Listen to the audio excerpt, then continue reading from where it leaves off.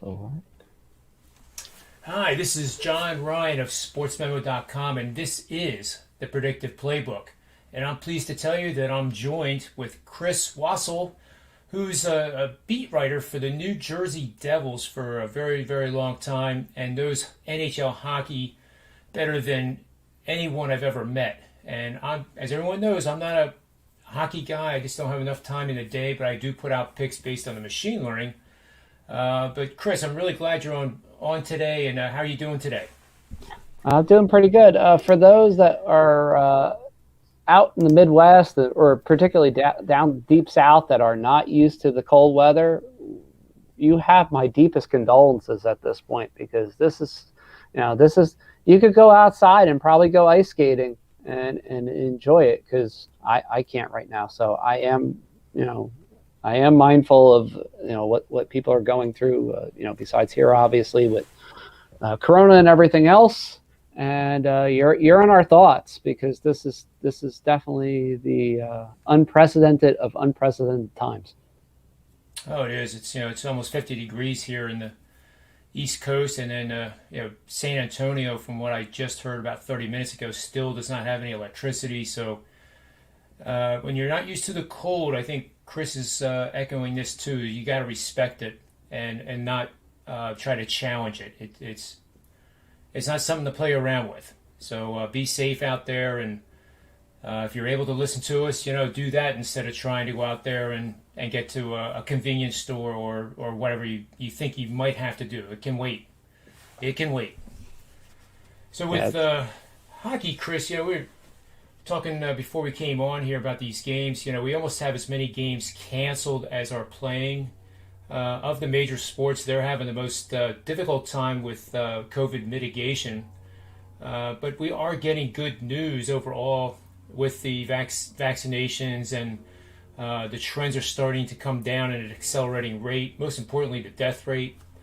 And I think the NHL guys will just keep plowing through this. They put in new protocols to maintain safety and actually make it better for the players and coaches and everyone involved. So that's good news. So, this is a totally different environment than it was like a year ago where games were getting canceled and we were going like, oh my God, what's going on? This is like, okay, these games are getting canceled and they're getting canceled for the right reasons.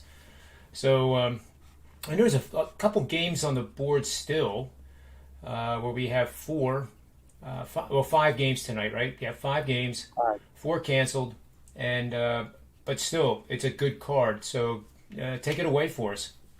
yeah. At least tonight, I mean, one of the games did fairly get canceled because of the cold weather. For like we mentioned at the top of the show, Dallas and Nashville was canceled again, basically so that Dallas's arena could be used as a warming center as needed for people in town that did not have power. Look, there's about 4 million customers without power in Texas right now. It's come down a little bit since this morning, but there was no way that they could play hockey under the circumstances. And last night, once they canceled last night's game, it made sense to cancel tonight's as well. Was that a place I was going to tonight? Well, let me put my hood of shame on here because we can do that now. Put the hood of shame, and then just go. Yep, I did. I had Joe Pavelski in the shot prop and the assist prop. Let's see, what else did I have tonight? I had Dallas minus the 1.5. There was even one degenerative site that offers amount of power play goals as an over under. I had that for Dallas as well, just because Nashville has the worst penalty kill in the league. You name it, and I pretty much had it on Dallas tonight. So yeah, of course, that would have probably hit. Much like the other night where I had It would have everything. won. Look, And that was Saturday 100% locked now that it was canceled. Saturday night's best example had everything nailed. The one pick that I put on sports betting dime made the most sense, had everything set up. You had three players out for Tampa Bay. Florida's playing at home. They're on a roll. They get a 4-minute power play to start the game, and they lose 6-1. The only thing that saved me was I bet the over in that game with picking Florida. And look, I said it to somebody and they're like, wow, your pick couldn't have turned out where I'm like, you know what? When they didn't score on that power play, I said, that's it. And it's why, like tonight or any other night, you will not see me pick Florida for about a couple weeks. And it's not even recency bias. It's just, I'm not stupid. You can fool me once, twice, three times, whatever. But when you fool me like that, it's rough. I mean, it is, and it is recency bias for what it's called. So, we have that. Obviously, a few games tonight. The Devils come back after being off for what feels like 6 months, even though it was only half a month. Uh, there was the back and the forth. Are they going to play? Then last week it was, oh, maybe they'll play on Thursday. And it was like, no. I had heard from somebody February 1st. Mind you, this was just a couple days after the Devils' quote-unquote outbreak. They will not return until after Valentine's Day. Kind of shrugged it off like, okay, yeah, whatever, it can't be that. Yeah, it can be that bad. They are playing tonight on the 16th, exactly as he put it. And he's like, yep. He's like, probably be a couple players out too. And yep, there's still a couple players out. No Nico Hischier for the Devils. It depends on who you talk to. If it's the injury, it simply comes down to the fact that he could not get enough practice in because the facilities were closed until a few days ago.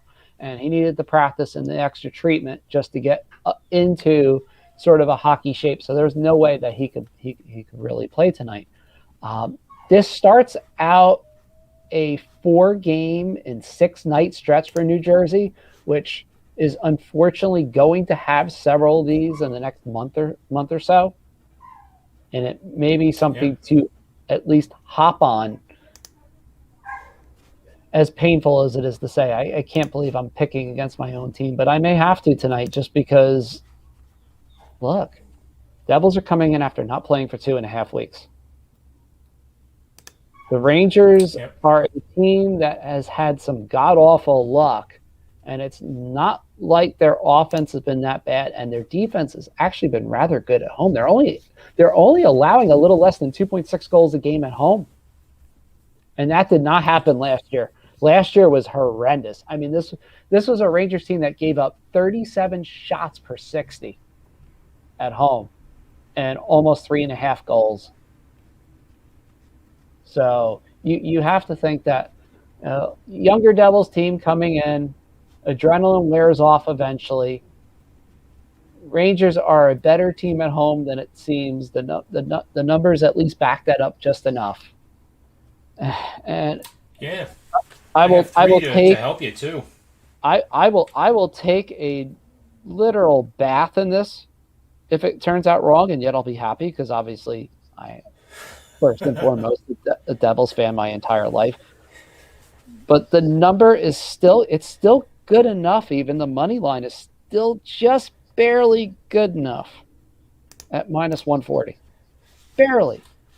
And I can probably I've seen it there too. And if I kind of like screw around with it, I could probably find some random sucker of a site that has it a little bit lower.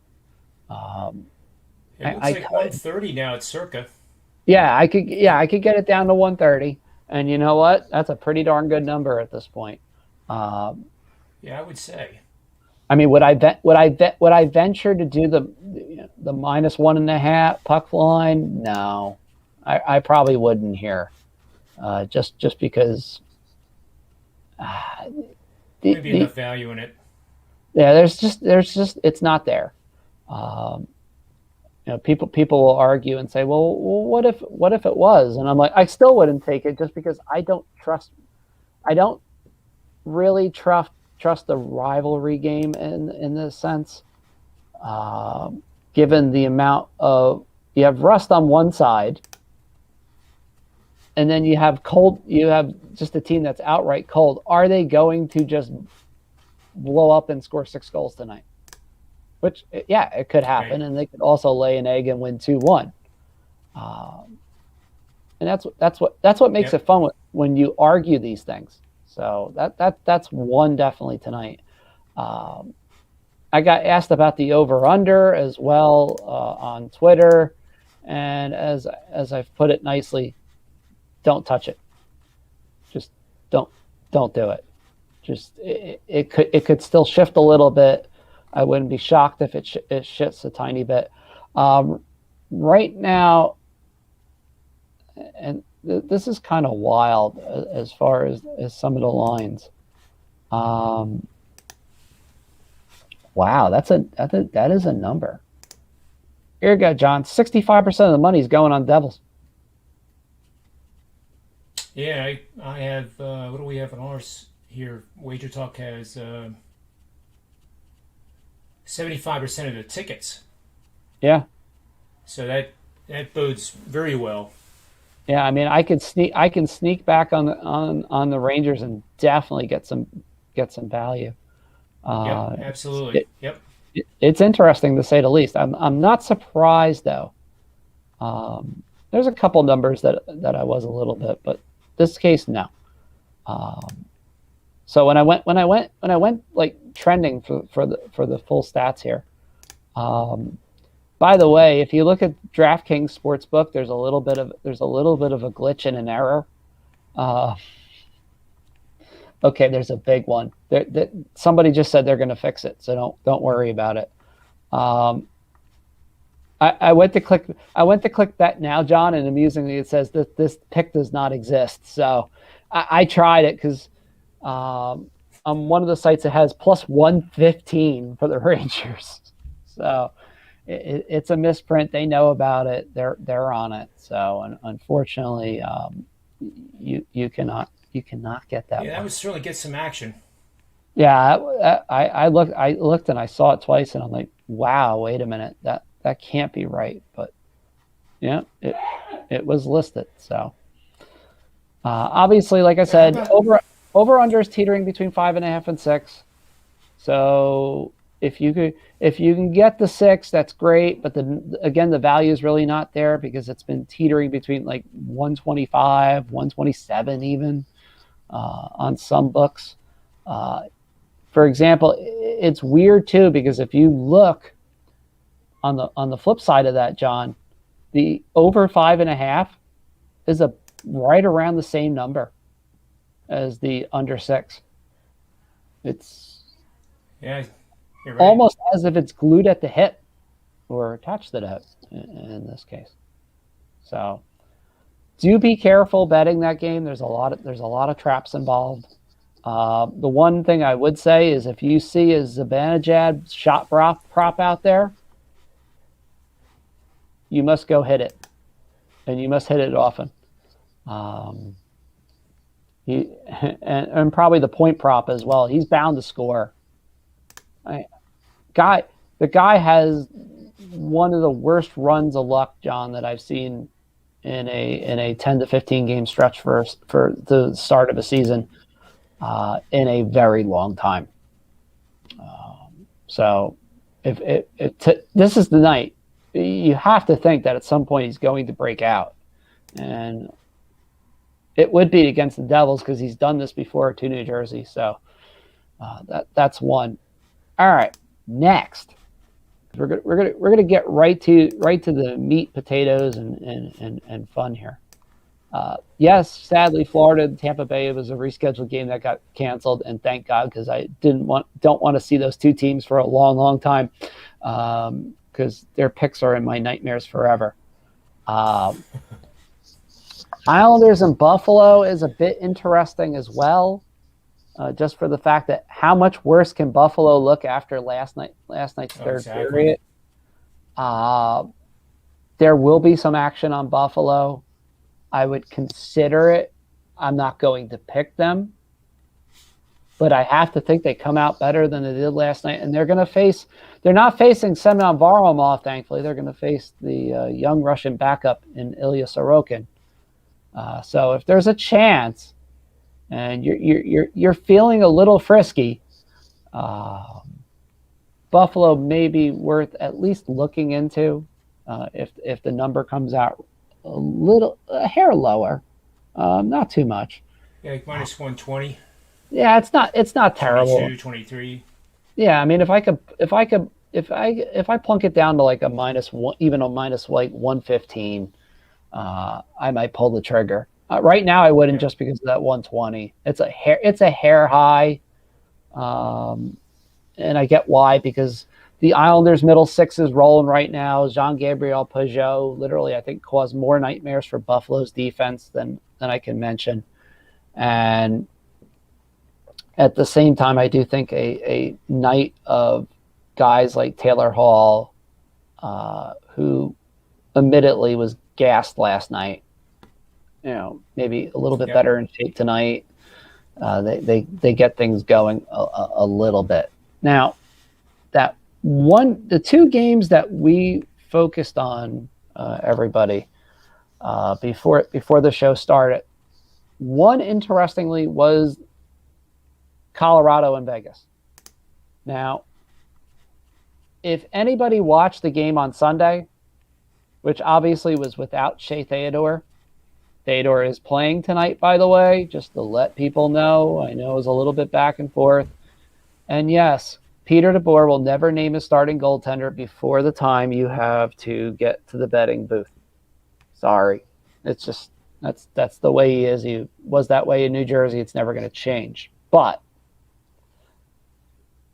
obviously, Colorado was a little rusty. They had just gotten Nathan McKinnon back. Watch to see them tonight, though, because that was one of the more entertaining 1-0 games that I've seen all year, John. It really was. Oh, certainly was. Ton of pace, lots of back and forth on both sides.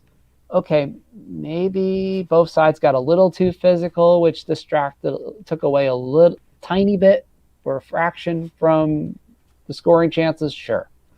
But for entertainment value, it was right up there. I do think you're going to see more than one goal combined tonight. I can't see another 1-0 game here. No. Not with both teams and the firepower that they have. I mean, look, Mark Stone and Max Pacioretty, between the two of them, had 7 scoring chances. McKinnon had 4 scoring chances, even despite still being a little bit limited at times. You could see the stamina, if you will, a little bit off. That's not going to happen tonight. And you figure with the way Colorado does play, is particularly in the second game of these miniseries, for some reason they are better in the second game. I mean, everybody remembers the second game of the season against, where they just blew the doors off. Poor San Jose. They had 7. I think they had 7 goals before you could blink, including 5 on the power play at one point. And we're not It saying was that, quick. I remember that. and we're not going to say that. We're not going to say that's going to happen tonight. But Colorado has a quick strike ability, no matter who is on the ice, and they do have a balance, and they have a balance that can get behind the defense of Vegas, which has always been a little bit suspect in certain pairings and the way they set up. Their team defense just has something where you can get a backdoor play to work a lot. And that's why, I mean, you have to look at this, at least right now and go, do I take a shot at Colorado tonight? And I'll be honest with you. I'm going to, at least, particularly because of the number staying the way it is. I will shoot it tonight somewhere. Well, there's 3 things I can add to fuel to your fire. Colorado's head coach revenging a loss to the current opponent where they scored 1 or fewer goals. They're 46-34, but the $100 better has made $2,200 because a lot of more times than not they were underdogs. Same guy is 16-6 after getting shut out in their previous game, and that's irregardless of location. And then 10-4 off an embarrassing road loss where they were shut out.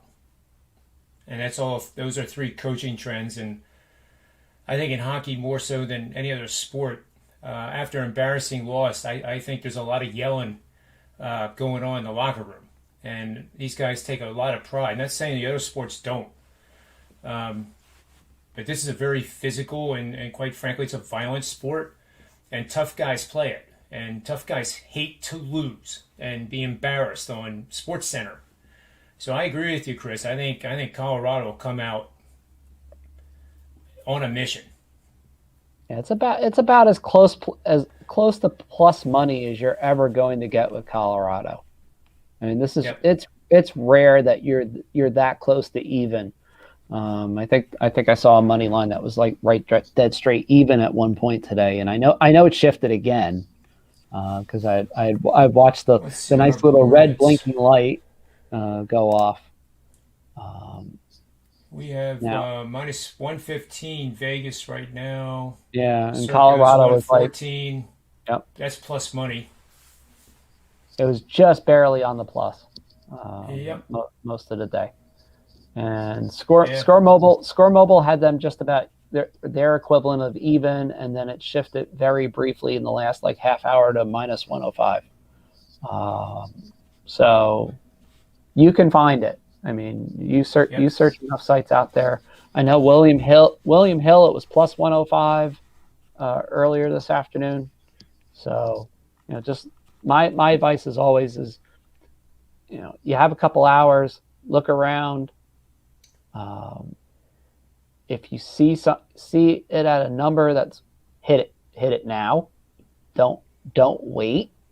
One of the other reasons is Colorado seeing a goalie the second time, they tend to Yep. fare a little bit better the last couple seasons. And Marc-Andre Fleury is not exactly young anymore. Let's be honest. I mean, he's a very good goalie. Don't get me wrong, but he's starting again tonight. Robin Lehner is still battling an injury and is not quite ready yet. People, of course, asked if it was COVID. No, it's not COVID. It's actually an injury.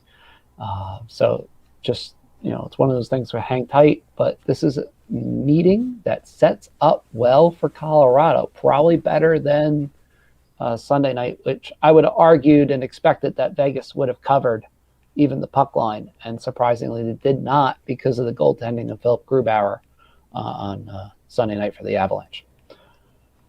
Yeah, I All agree. right. Let's have some fun with One this. more?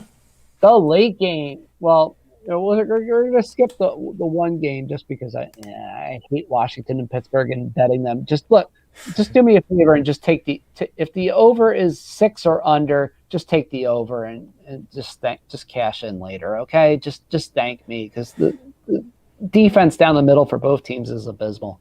But this one is interesting. Minnesota travels to LA in a game that was supposed to be scheduled and wasn't scheduled, and now they're adding games to this mini series, if you will, because of coronavirus, obviously. Minnesota is missing a couple players. They had to bring up one or two guys, and one that I know actually particularly from the Devil system. So it should be an interesting night to say the least.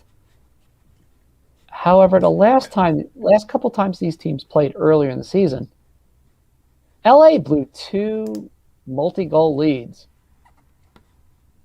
in virtually the same way.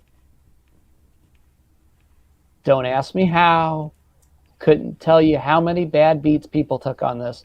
And many people did not learn their lesson from the first time. President company excluded. I was smart enough to stay far away from it. But there is something to this game to where, look, Minnesota arguably has the better goaltending and obviously way more rested. So some will point to, hey, there's going to be rust involved. And that might be true, at least early. But the problem is LA is going to likely start Jonathan Quick. And look, Father Time is undefeated last I checked. And Father Time has come to visit Jonathan Quick. That is a fact. So we have that to keep in mind as well. The numbers tend to suggest that Minnesota could be a trendy pick here.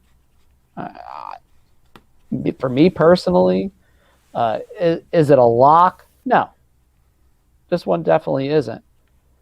The only concern that I had, John, when I saw this initially is the number it started out at and the number that it is now. Little bit of a concern. I mean, having it around minus 135 now is like, okay. And I've seen a few sites bump to minus 140.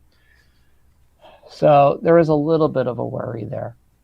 However, if you're feeling a little bit uncomfortable with taking Minnesota, that 5.5 is dangling there. Yeah, it's true too. I was wondering if you were going to say that.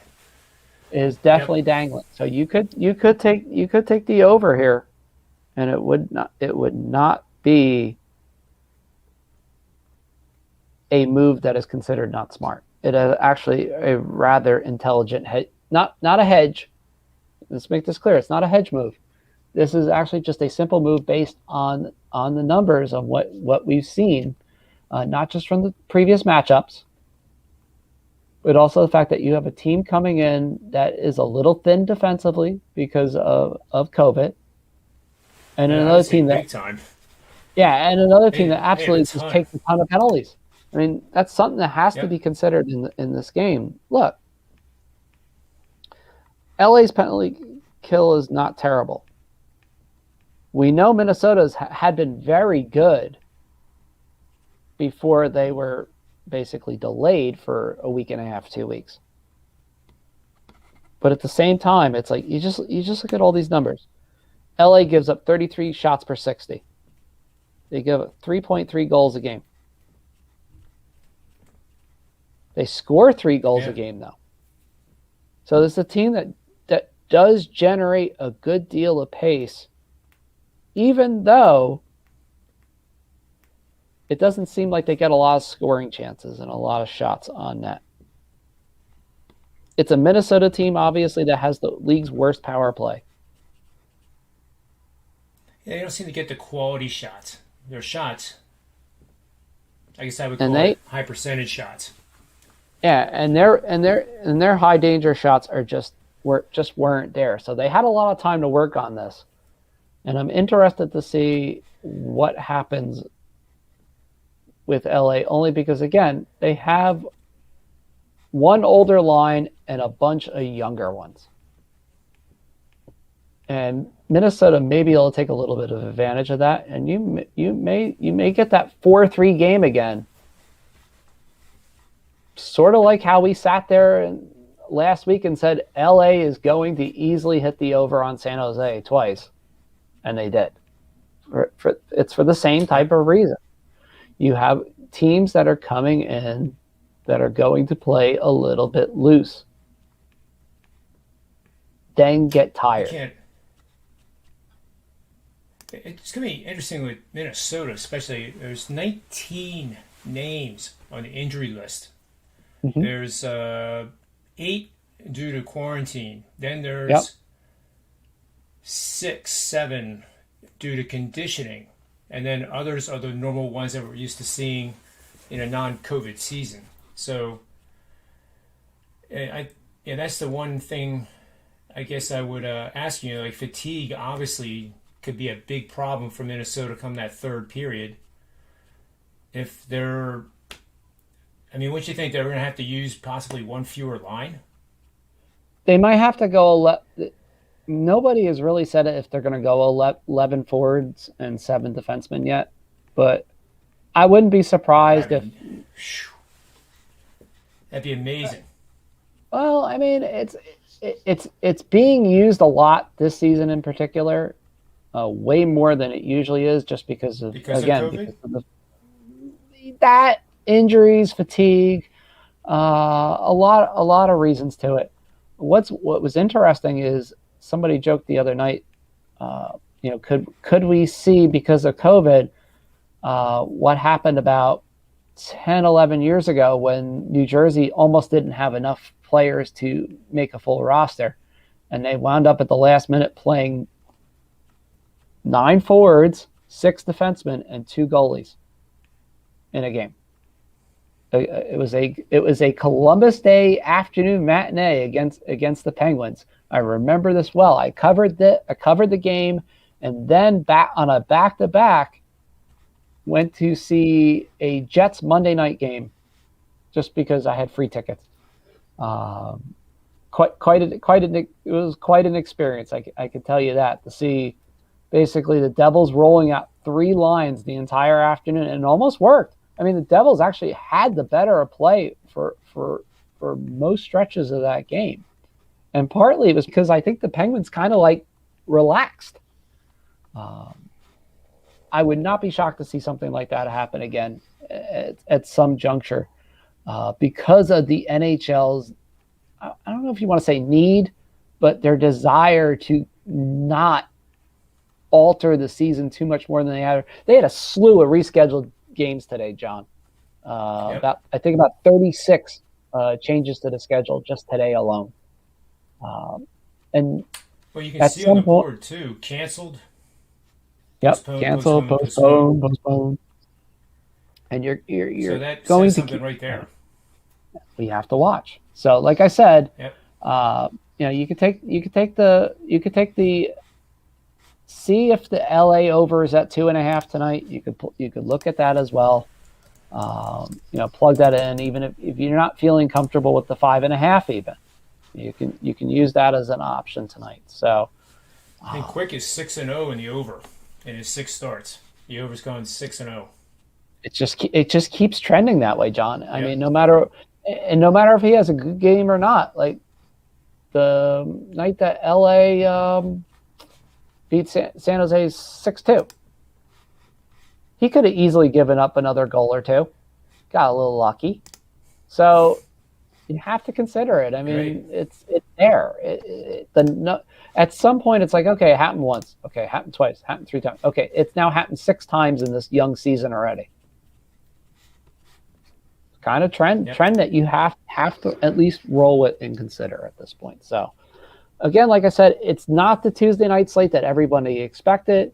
It was supposed to be about a 9 or 10 game slate originally. Got halved. It's not terrible. There's still enough good matchups, like we mentioned. And again, like the big ones, you gotta hammer the Rangers if you can. Um, see what numbers you can get before um, before warmups, because it could shift again, especially if the Devils take care with their lines a little bit, like it's expected. That's a good point. I, the big thing for the Rangers tonight, the biggest advantage that they have tonight is they're not seeing Travis Zajac on the other side. It was a major thorn in the Rangers side, not from an offensive standpoint so much, but he consolidates things pretty well from a team defense standpoint for New Jersey. Um, and again, do you really think if the Rangers come anywhere close to 50 shots on net, that Blackwood's going to stop 47 this time? Look, Mackenzie Not Blackwood is likely. he's an excellent goalie. Don't get me wrong. He's one of the best goalies before the Corona outbreak in expected goals saved above average. He was actually top 5 in the league for goalies with a minimum of 3 starts. And I know, yes, that's an awful small sample size, but that's what we had to go on, unfortunately, with New Jersey, because they played so few games. And you just cannot expect that to happen tonight.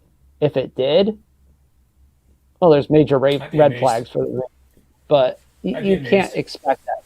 Then it's a case where, hey, the numbers are on my side. I can roll with this, and I can run with it. So that's basically my kind of lock of the night, is the run with the Rangers, run with the money line. Like we mentioned Yep. earlier, the puck line doesn't really have that value or that buzz that you need to pull the trigger on, and I don't think it's going to change enough to really shift one's opinion between now and opening face-off. So Yeah, I agree. it's what So to put a look. Mhm. no, go ahead. It's one of those nights, John, actually, that's okay to be a little bit conservative and just play it safe. I agree. It really Yep. is. It's not your normal busy Tuesday, Thursday slate type of thing, where or Tuesday, Thursday, Saturday even, where you could sit there and go, well, I could go a little wild here and then bounce back with something a little bit more modest. It's okay, because look, tomorrow there's a couple good juicy matchups as well. So you have to keep that in the back of your head as the better. Well, is it okay if I go a little smaller on my bankroll to live to fight another night? Yeah, especially with the strategy of taking the Rangers at 7:08 p.m. and you'll have enough time to know if you won that, and then you can bang Colorado at 10:08, Yep. which I think those are our two best bets for this show. To put a bow on the show. Yep. Unless you like Minnesota too, I was kind of indifferent there, but I think the two that, Yeah, the best are uh, probably Colorado and yep. and the Rangers at this point. And I There's think if you're $100 better, you bet 100 on the Rangers, and if you win that, then maybe bet 75 or 80 on Colorado, so that you come away with a profitable day on a very difficult card. Yeah, I think that's the advantage of the game times, at least in my opinion. yeah, at least tonight you have a 5 game slate where it's a little better divided as opposed to a couple of nights because of the postponements. I can remember last week in particular, 4 7 o'clock games and 1 8 o'clock game on one slate, and you just looked and it's just rough because Yep. you're sitting there. It's like you really want at least one or two late night games. So I had that spread. Hey, I bet the 7 o'clock game. Oh, I won that. Oh, I could take some of my money and I can plot. I did it the other night. I was like, oh, I hit the 4 o'clock. I hit the 4 o'clock Vegas puck line against San Jose. Now, believe me, I sweated that far more than anybody should have because a Been there, bottom done that. third a bottom third power play in Vegas, scoring 3 power play goals against San Jose and not scoring a single even strength goal. It was definitely something not in the cards, and yet it somehow happened. So I took it and ran with it, and I hit one of the North Division overs. Now again, like I said to people with that too, you're going to have corrections that inevitably occur, and one of them has been that North Division scoring has come down by about a quarter of a goal a game. Now, if you do the math, it was almost 1.1 goals a game at one point, John, about a week ago. 1.1 goals per game more combined than any other division. There are outliers, and then there is just, well, Yep. it simply comes down to not bad goaltending, but if you look at those teams in the North Division stacked together, there are some bona fide offenses that can fire up 4, 5, 6 goals a night at No any time. question. And it doesn't mean that the goal. Look, great example. Jacob Markstrom from the Calgary Flames won the other night, made 30 saves on 33 shots. 15 of those 33 shots were high danger scoring chances, John. He stopped 13 of them. That's a good night. But That's a that's good the night. stat that means so much. If you don't It's a look at good that night. I level, mean, that followed a night where he saw over 45 shots and saw over 40 even strength shots. So again, I, it's just that division is just a bona fide fun time. For bettors, it isn't yeah, to a point. I mean, it was and no when the lead is overs safe. were hitting constantly, but now we're getting into like what I call like a little bit of period where it's like it goes like this. It's great, great, great, great, and then it starts to slide a little bit. Now, does it Yeah, bump back up, or does it kind of flatten out? And that's where the uncertainty lies, at least. So, for people out there, we give a little bit of extra commentary just to get you set up for tomorrow, because yes, we know Ottawa and Toronto will face off again, and if anything, it's anything like it was last night. Strap in, have fun. it's There'll be right plenty there. of bets. Absolutely. So, Chris, we'll wrap it up here, and we have best bets for the show on the New York Rangers. And then our recommendation is to wait to see if you win that. And if you do, then bet something less than you did on the Rangers on the Colorado Avalanche. And that's about it. So I really appreciate you being on the show. And again, for those people in the Midwest, be careful. you're not used to this type of cold, especially the elderly. Take care of the elderly. If you're able to call them on the phone, I mean, any little thing can matter a lot. Because I know I started this day out thinking, as a northeastern person, that it's just a snowstorm, ice storm, but it's way different than just that. So everybody be careful, and we'll look forward to seeing you guys tomorrow, and hopefully we have two winners from this show tonight. Thanks again, Chris, and thanks again for our chat room and everybody that is growing in our list of followers and watchers. So we'll see you tomorrow, and as I always like saying, may all the wins be yours.